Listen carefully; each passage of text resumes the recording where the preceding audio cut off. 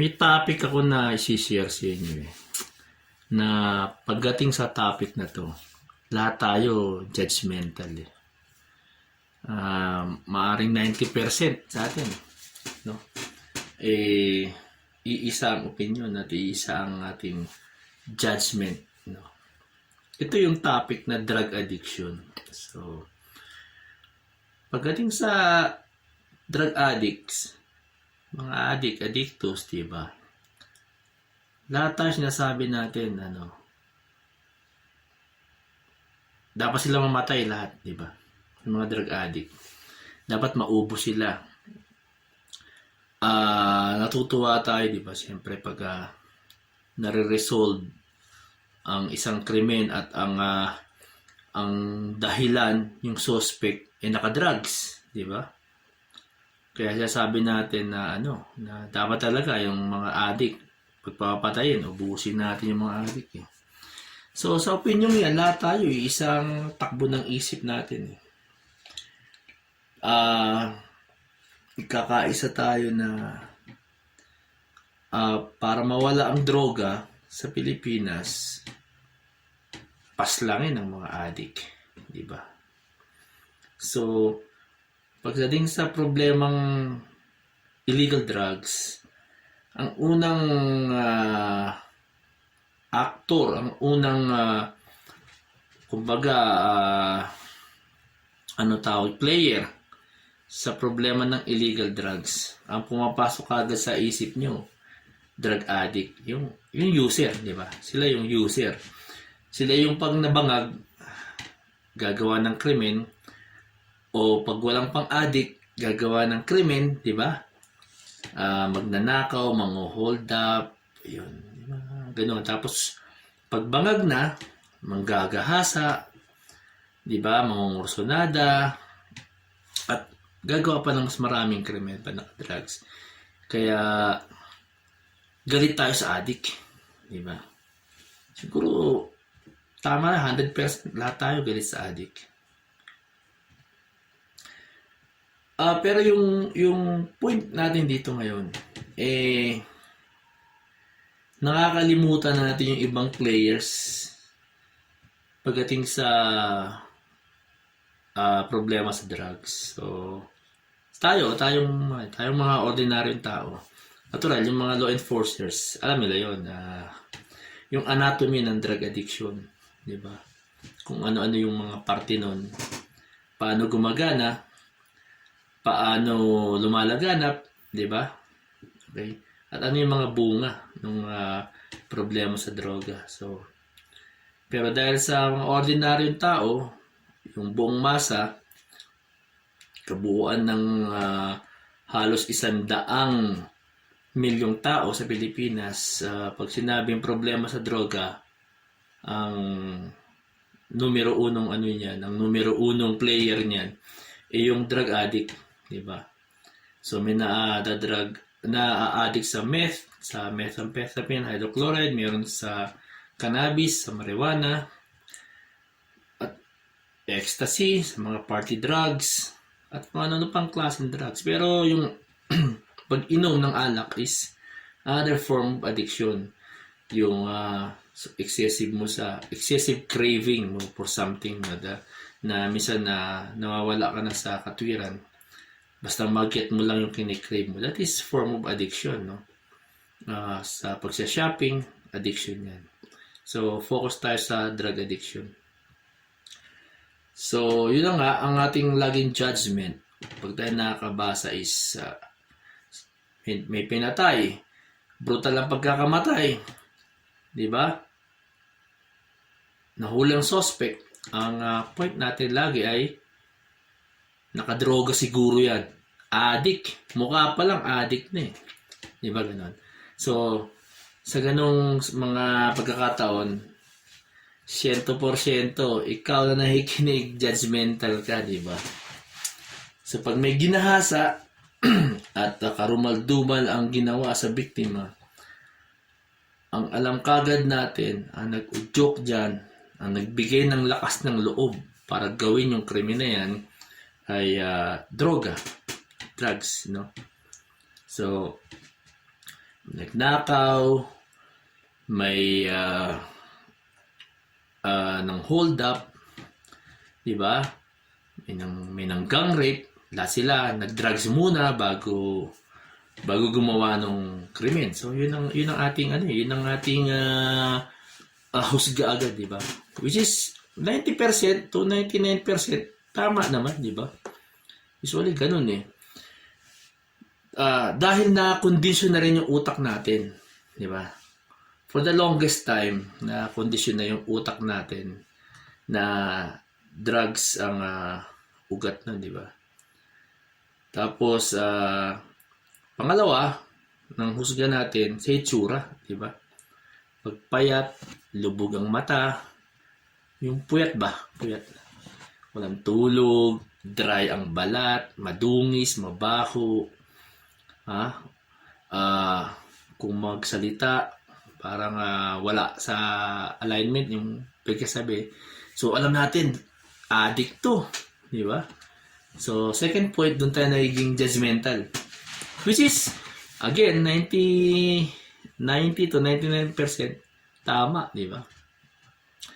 Yung cause ng hitsura niya, dahil na rin sa habitual pag-take ng drugs, ng illegal drugs. So, yun na nga, sa kasong yun, nagiging judgmental tayo. Pero meron tayong isang bagay na nakakalimutan, di ba? Kasi, sabi nga sa Itbulaga, bawal, judgmental. So, hindi natin pwedeng husgahan yung taong payat, malalim ang mata, pangit ang kutis, mabaho, marumi na, addict agad, drug addict, di ba? So, merong 1% na sa 99, may 1% na hindi totoo yun. Ngayon, meron ding mga krimen na nakumit na hindi naman influence ng drugs, no? Talagang may behavioral problem ng tao. Meron din siyang addiction, pero hindi sa pagda-drugs, kundi sa paggawa ng krimen. Hindi niya kailangan mag-take ng drugs para to consummate yung crime na gusto niya. Merong mga rapists na hindi kailangan mag-take ng drugs para mang-rape. Yung mga serial rapists, hindi niya kailangan yan kasi yung iba, no, na rapist, kabisado na kung paano mangre-rape, di ba? Ganon din yung mga magnanakaw. Ganon din yung ibang hold-upper, kidnapper. So, yung mga rapists, kamanyakan lang talaga, no? Para mai-release nila yung kalibugan nila. So, kamanyakan lang talaga. And then, papatay nila yan to avoid detection kung sino po ng rape, di ba? So, minsan, karumal-dumal din sa sobrang nila, pagpatay nila para hindi talaga sila ma-identify. So, merong nagbinabalatan yung mukha, just like what happened in Cebu a few years ago, di ba? Meron namang ng hold up, ang motivation naman nila is pera, hindi talaga pan-drugs. Pamorma, di ba? Hindi ma-achieve yung kanilang lifestyle, lalo sa mga ibang kabataan ngayon ang poporma, gustong sumabay dun sa nakaka-afford, yung mga may kaya sa buhay. Gusto nila magmukha rin silang yayamanin, di ba? So, ginagaya yung lifestyle, hindi ma-achieve ng hold up, di ba? Nagnanakaw. So, siguro familiar kayo sa mga ibang suspect na wala sa itsura, no? Na ganung gawin, di ba? Yung mga scammer, di ba? Yung mga budol.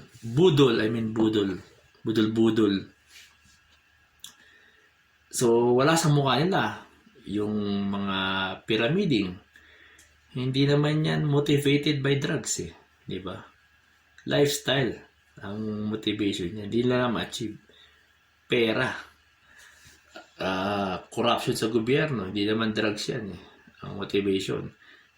Gusto ma-maintain ang lifestyle. Diba? Mayaman ka na nga eh. Nanakaw ka pa ng bilyon-bilyon, diba? Paano mo yun? Lifestyle. Gusto i-maintain, diba? I-maintain ng buong pamilya. Imagine mo yan. And then, hold-upper. Hindi naman yan dahil sa kahirapan. Diba? Overrated na yun. Pag sinabi mo dahil sa kahirapan, kaya ka ng hold-up, kaya ka ng kidnap. Overrated na yun. At hindi rin yan dahil sa droga. Yan eh, dahil sa pera. Again, dahil lifestyle.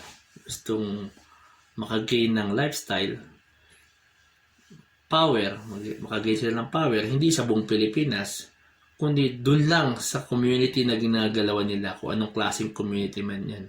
No? Gusto nila, powerful sila, gangster ang dating, so power natin, gusto nila, tinitingala sila, kinatatakutan sila, di ba? Again, sa drugs, no? Hindi man ako expert sa drugs, nagbibigay na ako sa inyo ng point na ka-level nyo lang. No? Maaaring mali ako. Ngayon, tanggapin na natin na ang drug addict, ang motivation yan para mag-drugs is addiction lang talaga. Gusto lang mag-drugs, di ba? Hindi nga rin lang maintindihan ba't sila nagda-drugs eh. Di ba? Mag-take ng drugs, 10 minutes, 5 minutes, tapos na. Yung pinaghirapan nila ng ilang panahon, ang tama, 1 araw, 2 araw yata. Hindi pa maabot 1 araw, uulit na naman, di ba? So, hindi rin nila ma-explain ba't nila ginagawa yun. Pag naka-drugs, hindi makatulog, iinom ng alak para antukin. Pag inaantok na, ang tawag dyan, re-responde, susundutin para hindi na makatulog. Eh, alam mo yun, di ba? Kinokontra yung gusto niya, tsaka yung gusto ng katawan niya. Pag sumunod yung katawan niya, kukontrahin niya ulit. Parang ganun. So, yun ang trip ng addict. Now, ang point natin dito, pag sinabi natin dapat mamatay yung mga addict, sino ba yung mga addict na gusto nating mamatay? Di ba? So, meron kasing mga addict na addict lang. Di ba? Kasi nga, na-addict na. So, hindi naman sila yung tipo ng tao na kailangan pumatay ng tao, mang-hold up, gumawa ng krimen para ma-maintain yung addiction nila, kung ano yung pagkaka-addiction nila. Yung iba, nakakabili, can afford na sustusan yung addiction nila. Alam nyo yan, marami yan sa mga entertainers, sa mga professionals. So, marami yan, mga celebrities, yung ordinaryong tao na may kaya sa buhay, di ba? Hindi na kailangang gumawa ng crime para ma-maintain yung kanilang addiction. Hindi nila kailangan yan. So, meron dyan, maaaring kakilala mo, di ba? Na alam mo gumagamit, pero tanggap mo na gumagamit yan, pero mabait yan, di ba? May ganun tayong katwiran eh. Pero all in all, judgmental tayo. Gusto natin mamatay lahat ng addict. Kahit ako siguro, hindi ko sabing mamatay sila lahat eh. Mawala ang drug addict sa buong Pilipinas. Siguro napakasaya natin, no?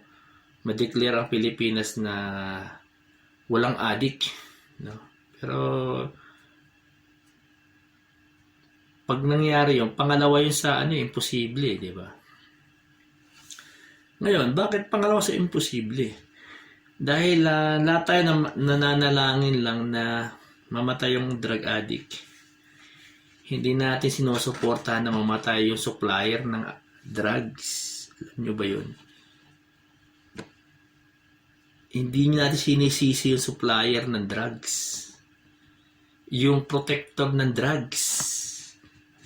yung malinaw na talagang sila yung may dala ng drugs dito, sila yung pumoproteksyon, sila yung nakikinabang, ganun yun eh.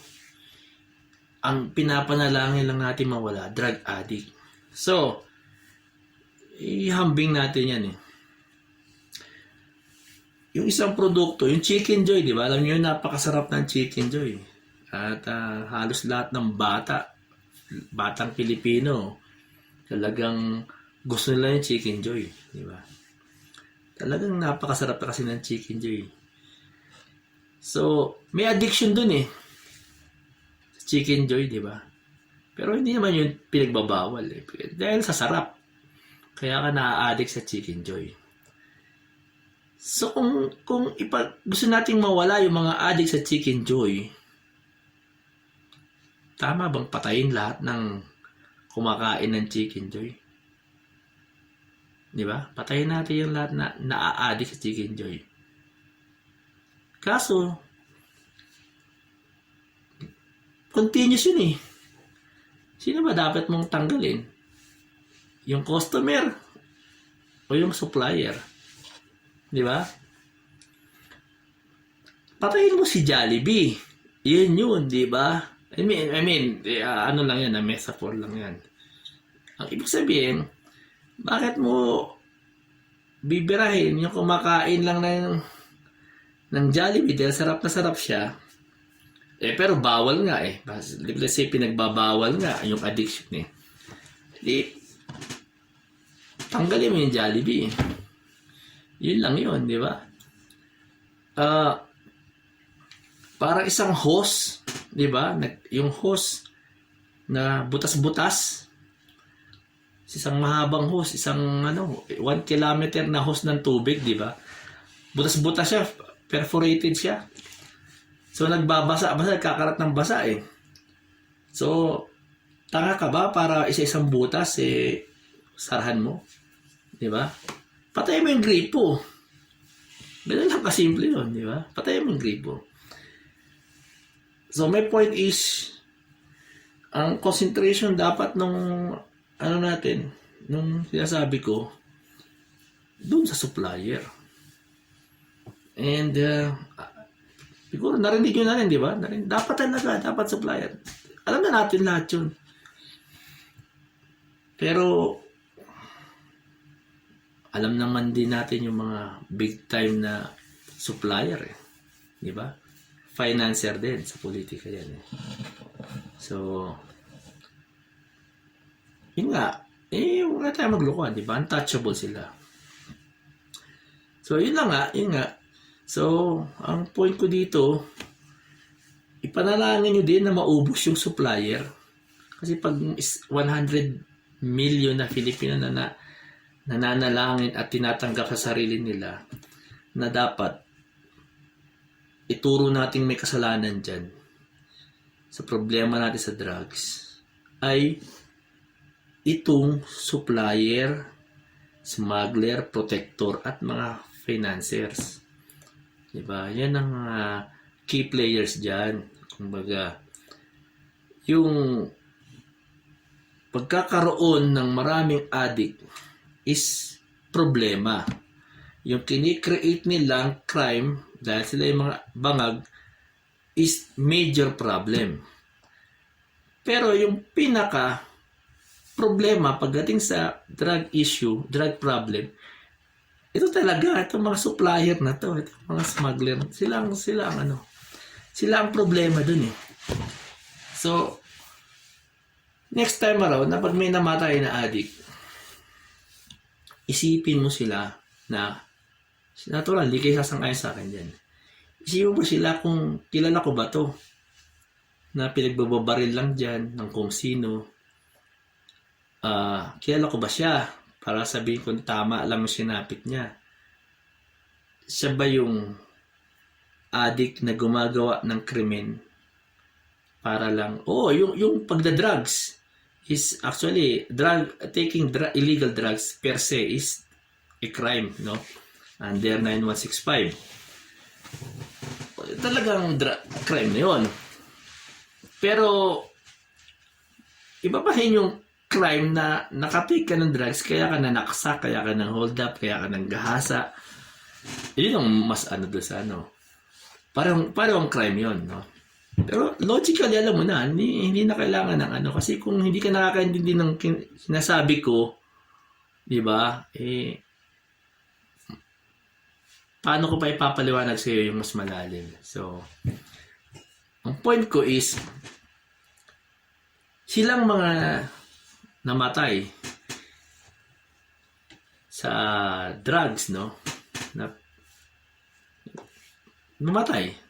Kung paano sila namatay, na malagim na kamatayan, sinisiga natin tama lang yan para maubos sila. So, meron dyan na namatay, totoong drug addict, pero sila yung mga addict na hindi naman dapat ganun sapitin na kamatayan. Kasi, pag ang lahat tayo nagsabi na mamatay silang lahat, so yung mga biktima ng krimen, kung saan sila talaga ang biktima, no? Sila yung nilapastangan at ginawa ng kwento. Como addict nga sila, napakadaling gawa ng kwento. Wala tayong pakialam na hayaan mo sila. Yan ang mga taong dapat hindi bigyan ng hustisya.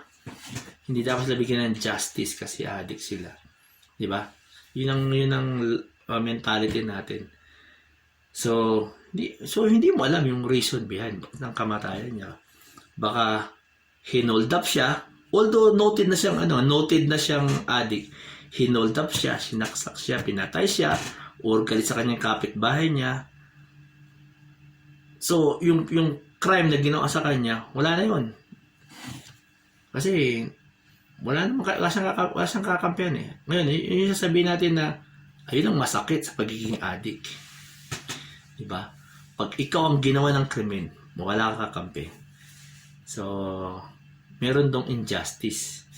Sabihin na, walang value yung pera yung buhay niya.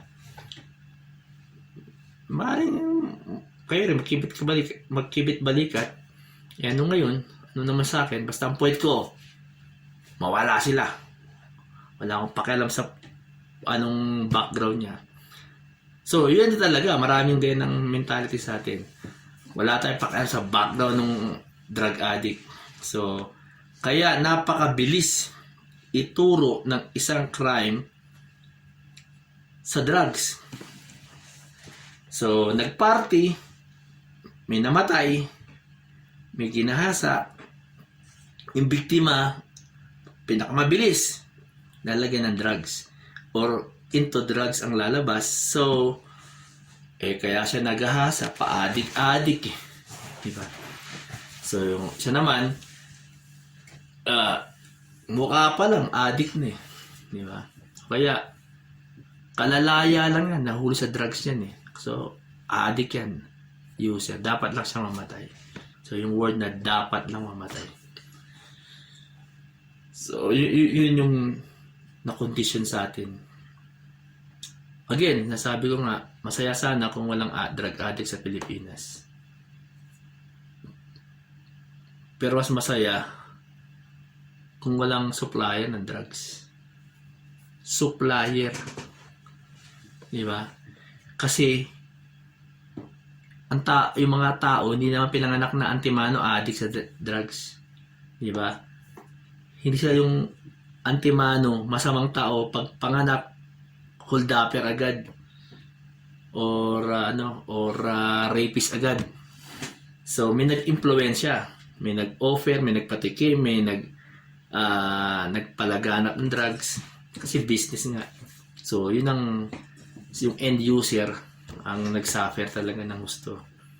So, hindi ko pinagtatanggol yung mga addict. Ang tumatakbo sa isip ko, paano naman kaya yung addict nga siya, pero hindi naman siya addict na gumagawa ng crime. Ang crime na ginagawa niya, yung pagiging addict niya lang. Diba? Which, taking drugs eh, hindi naman ma-equate na i-penalize siya ng kamatayan.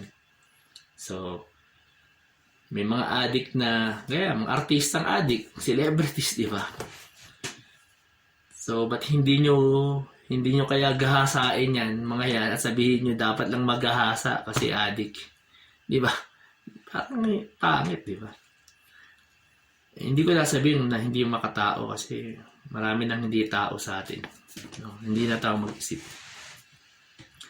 Ngayon, siyempre, sabi ko nga, lahat tayo naging judgmental sa mga taong ganun. Hindi naman natin kilala, di ba? Okay lang kung gumawa ng krimen. Siyempre, nakaka-buisit yun eh. Nag-drugs, nanggahasa, nag-drugs, namerwisyo ng kapitbahay, ng gulo, nawala sa wisyo, nanira ng gamit, ganun lang. Kahit siguro ako talagang gusto ko saktan yung mga ganun. Di ba? So, dapat tayo, mas galit tayo dapat sa supplier, sa nagdadala. I-push natin na na sila yung unang mawala. Yung mga protectors, di ba? Kasi, ang katwiran ng protector, para sa akin, ito tumatakbo sa isip ng isang protector. Di ba? Wala namang patriotism sa mga protector eh. Di ba? Ang kanilang katapatan do sa perang matatanggap nila sa payola. Doon yun eh, andun yung loyalty nila sa mga parating, kung tawagin, parating, no? Kasi lang pakialam kung saan hahantong yung pinasok na illegal items, no? Halimbawa, nagpasok ng smuggled na peking alak, di ba? Wala pa silang pakialam sino iinom niyan eh. Kasi katwiran nila, hindi man ako bibili niyan. Pag binigyan mo ako ng payola o ng mga parating ko, siyempre bibiling ko original. Ganon din sa mga illegal na apparels. Wala silang pakialam kung peke yung pinasok, di ba? Hindi man siya maghusot nun. So, the same way sa drugs, wala silang pakialam kung sino gagamit niyan, kung ano kahihinat na niyan, magpapasok na ng droga, kung ano yung mga krimen na maibubunga ng drugs. Hindi man nila iniisip na ito, pwedeng magbunga to na yung addict na gagamit nito, mamasake rin ng isang pamilya, yung inosenteng bata, gagahasain ng gagamit nito. Wala yan sa mga protector, din nila iniisip yan.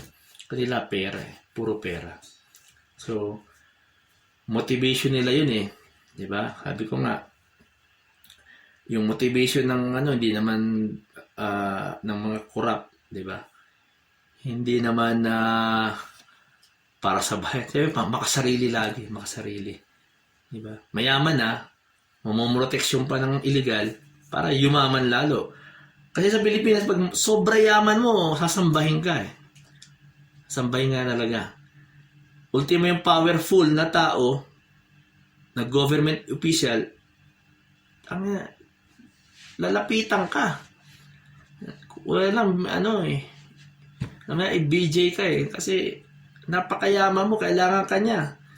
Kailangan niya ang tulad mo na mayaman para i-finance mo siya, back-upan mo siya, kasi ayaw niyang gastusin yung pera niya. Mayaman to, kaya ko tong hinga ng isang Jaguar. Di ba? Mayaman to, kasi kaya ko itong hinga ng isang condo, isang mansyon. Si mayaman naman, komo mayaman. Hindi naman niya hindi siya lang hihinaya sa binibigay niya. Ang kailangan naman niya, dikit. Di ba? So, anytime makagawa siya ng krimen o a violation of laws, no? Ay magbayad ng tax, dikit niya yun eh. So, ganoon. Symbiotic yung relationship nila. Pero, parasite sila sa lipunan. So, yun ang sinasabi ko, siguro it's high time na ipanalangin din nating mga ubos yung mga protector na yun. So, sana ting magbabasa ako ng social media at may ganun na parang naisip ko dapat nakalagay dito hindi addict siguro yan. Ano yan, si addict kasi, excuse me dapat ang sinasabi natin kasalanan to ng mga smugglers, kasalanan to ng mga nagpapasok ng drugs. Kasi totoo lang, may mga tropa tayo na kilala natin noong unang panahon pa na matitinong tao, tapos napunta sa drugs. Isipin mo parang siya napunta sa drugs, di ba? Matino to paano napunta sa drugs? Kasi may nag-offer, may nagpatikim. So yun nga, hindi naman sila by nature addict agad eh. So sila impluwensya lang. Meron kasing addict na hindi kaya yung effect sa sarili nila, nakakagawa ng krimen para matustusan yung kanilang addiction. So same way din sa ano yan, sa addiction sa online shopping o addiction sa kung anumang bagay, di ba? Gumagawa ka ng paraan para matustusan mo yung gusto mo, yung craving mo, di ba?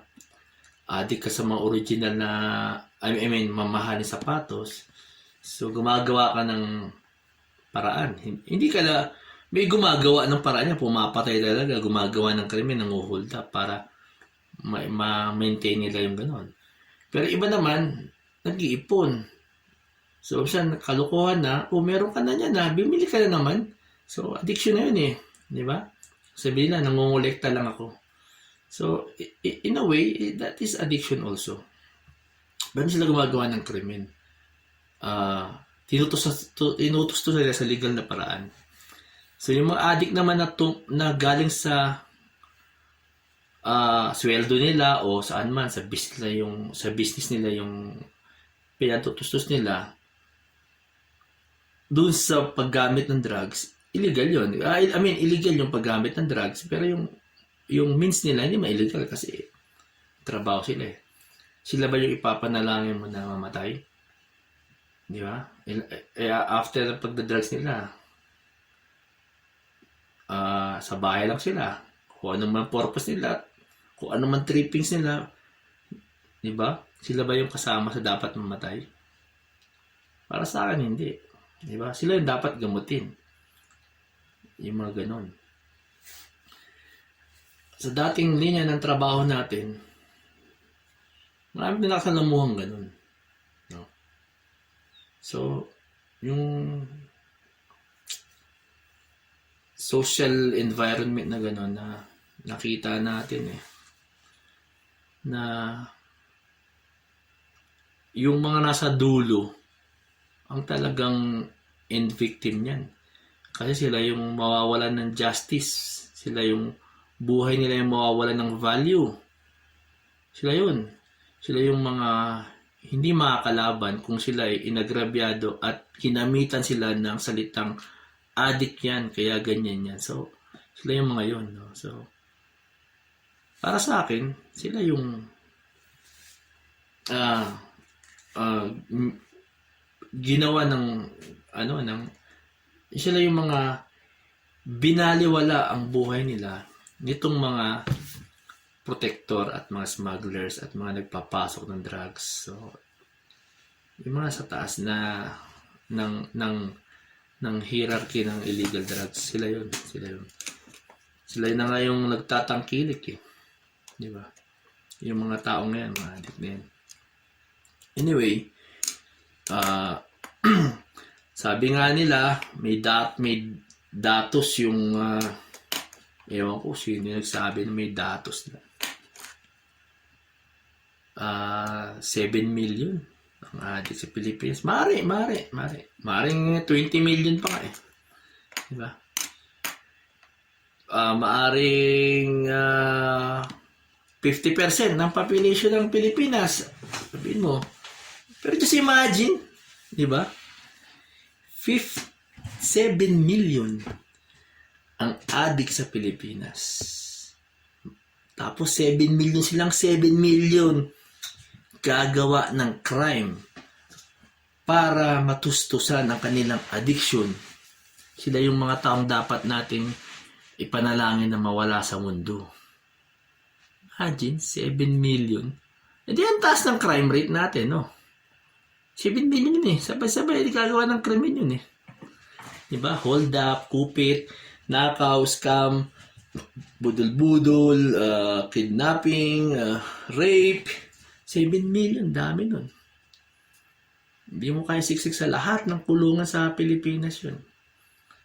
So, marami pa tayong ipapanalangin na mamatay, no? So, isa ka ba sa gano'n? Nag-iisip ka na lahat ng addict mamatay? Di ba? Hindi mo naman kilala yung iba dyan eh. Pinapanalabas sa'yo using paggamit ng illegal drugs is crime. Kaya dapat sila mamatay dahil yung mismo per se paggawa ng crime yun eh. Tama rin naman yun. Pero kung yan ang line of thinking natin, yung iba, di ba, na ang tawag nito, ginagawa ng tao, dapat ilinya rin doon yung mga preparatory sa paggawa ng crime. Di ba? Kasi, ang end result nun, di ba, gumawa ng krimen eh. Say for instance, gumagawa ng baril, legal na baril, pero nakukuha ng ginagamit sa illegal. Pero legal yung baril. Sisisihin mo, di ba? Di yung gumawa ng krimen, di ba? Pati na rin gumawa ng baril. Sisihin mo na yun. Kasi kapag gawa siya ng baril, hindi niya pala makokontrol. At yung nagkokontrol sa pag-release ng mga baril. Di ba? Gamitin mo yun, pati yung gumagawa ng kutsilyong pinantututok. Pagbawal mo na rin yun. So, ang point is mahaba eh. So, ang point ko doon is hindi lahat dapat mamatay. Dapat sila tulungan, i-rehab. Palakasin ng rehabilitation. Hanggang ngayon, wala tayong malinaw na approach. Lumang style na yung kunin, i-rehab. Kunin, i-rehab. Paglabas niya, nandiyan pa yung supplier eh. Diba? Alam mo naman ano ginagawa sa loob ng rehab, diba? Wala naman totaling gumaling dyan. Totoo lang. Sa rehabilitation.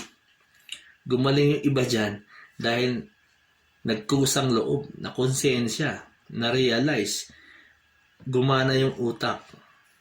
Hindi mas sila gumaling dahil sa kung ano-anong pinaggagawa sa loob ng rehab eh. Totoo lang. Diba? Paglabas naman, dyan pa rin influensya. So, dapat alisin yung influensya. So, siguro, it's high time na baguhin yung approach sa rehab. Diba? Siguro, from being drug addict, gawin mong alcoholic. Diba? Pag galing sa pagiging alcoholic, divert mo sa mas mababaw na pagkakaroon ng addiction. Diba? Ibang addiction ang ituro mo, avoid na palayo sa addiction sa drugs. Mas yun. Kasi pag nandiyan pa rin influensya, di ba? Babalik at babalik eh. So yun nga, sana mawala ang lahat ng supplier. Kasi yung mga ordinaryong addict, pag nawala ang supplier, hindi naman yung gagawa ng drugs. Hindi makakagawa ng drugs yan. Hindi naman yung mag-uusap-usap at mag-aambag-ambag ng puhunan para makabuo ng laboratorio. Hindi yan ganun. Di ba? So, pag walang makuha silang drugs, ito nga. Waiting sila. So, sana mawala yung ano, source ng drugs. Kasi maruming laruan yan eh. Marami nagpapatayan dyan, magkakabaro nga eh. Parehong taong gobyerno nagpapatayan dyan eh. Sa laki ng budget nila para maintindihan nila yung A to Z, di ba, ng illegal na drugs. Nag-aaway-aaway sila. Sa mata ng tao, parang walang coordination. Pero sa totoong buhay, within sa kanila, nagkakaintindihan naman sila. Kaya nga sila naglaban-laban. Maniwala ka ba dun? Anyway, yung topic ko ngayon, para yun sa kaibigan ko, no? 6:45 ngayong araw na to, March 5, 2021. May nag-message sa akin. Patay na yung kaibigan ko, no? Nakaibigan ko siya, naging kaibigan ko siya years ago, decades ago. Dahil sa part ng trabaho, no? So, yun nga, hindi malinaw. Mula sa eskinita, tumakbo siya. Baril siya sa likod. Yeah. Siyempre, tumatakbo ng nakaharap eh. Puro patalikod yun. Nakadating sa main road, sa airport road, bulagta. Killed. Yung kaibigan kong yun, drug addict.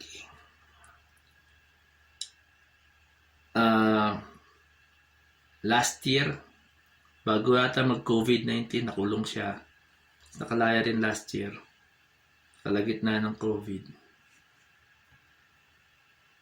Bago mauso yung tokhang, addict na siya. Tagal na siyang addict. Pero siyempre, hindi niyo siya kilala. Yun nga. Ako at yung mga kaibigan ko at yung mga kapitbahay niya, kilala siya, siyempre. Siya ba yung taong gagawa ng crime para makapagtustos sa kanyang addiction?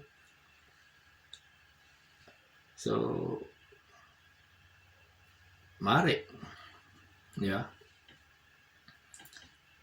Yung sabihin nyo eh. Kasi pa nakita nyo siya, payat. Dry ang balat. May mga tattoos. Malalim mata, puyat. Typical na yung sinasabi natin na drug addict, itsura ng drug addict. Siyempre, hindi ko siya igigitsin yan, no? Pero ako nakakakilala sa kanya. Talagang matagal na drug addict. Si Idoy. Si Paring Idoy Galima. Idoy Galima, Orlando Galima, tunay yung pangalan, no? Totoo naman, addict siya. Ilang beses ko pinasabihan, pinangaralan, o umuoo. Pero wala siyang ginawang high crime, no? Hindi siya pumapatay ng tao. Sa pagkakaalam ko, hindi naman nagnanakaw.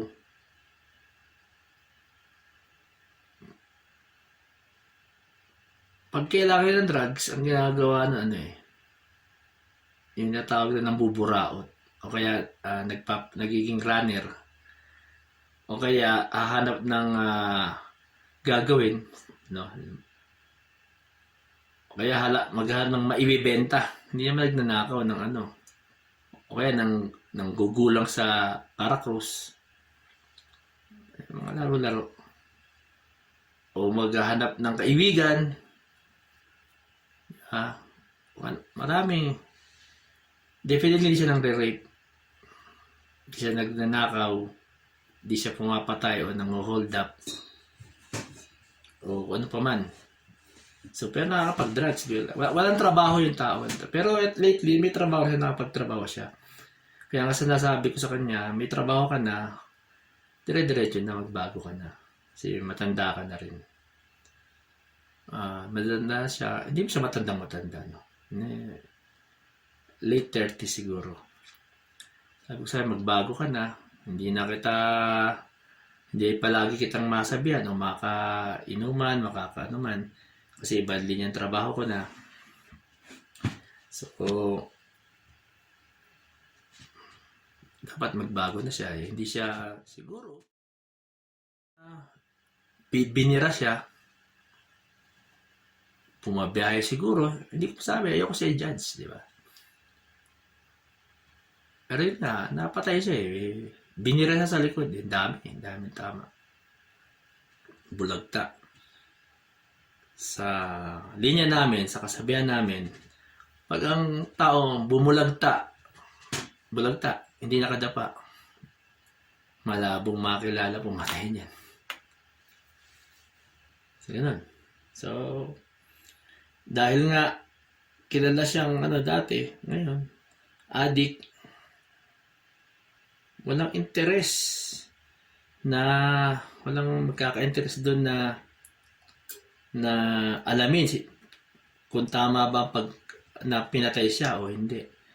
Kung ba siya bigyan ng justice o hindi. Siyempre, kahit kayo, hindi kayo kakampi, di ba? Kasi nga, ganun tayo eh. Pag addict. So, parang walang value yung buhay niya, no? Pero para sa akin, kaibigan ko kasi, may value. So, if I have my way, di ba? Dapat bibigyan siya ng justice. So, yun lang sa akin. Anyway, sana nag-get niyo yung point ko ngayon, no? Again, hindi ko pinagtatanggol yung mga drug addict.